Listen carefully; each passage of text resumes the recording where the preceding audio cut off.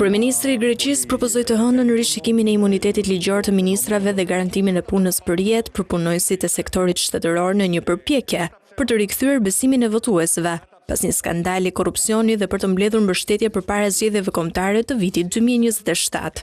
Qeveria e Qendrës së Djathe Kyriakos Mitsotakis vazhdon të kryesojë në sondazhet e opinionit, por është tronditur nga një skandal korrupsioni në të cilin disa fermerë të ndihmuar nga punonësit shtetëror falsifikuan pronësinë e tokës për të marrë subvencione. Çështja u zbulua nga prokurorët e BE në vitin 2025 dhe parlamenti po vazhdon hetimet. Grekët u zemëruan gjithashtu nga trajtimi i aksidentit hekurudhor të 2023-shit, që vrau 57 persona nga ana e qeverisë. Aksidenti më i rëndë regjistruar ndonjëherë në vend shkaktoi protestat më të mëdha në Greqi që nga kriza e borxheve në vend.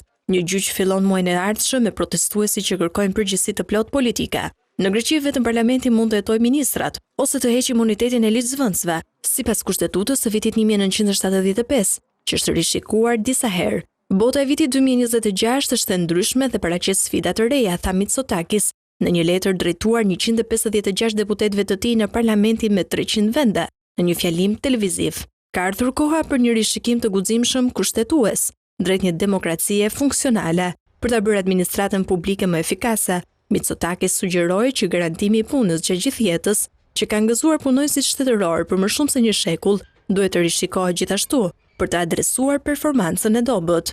Kushtetuta gjithashtu duhet të adresojë sfidat moderne, duke përfshirë inteligjencën artificiale, strehimin e përballueshëm, krizën klimatike, stabilitetin fiskal dhe një sistem gjyqësor të ngadaltë, tha ai, pa përpozuar ndonjë masë specifika.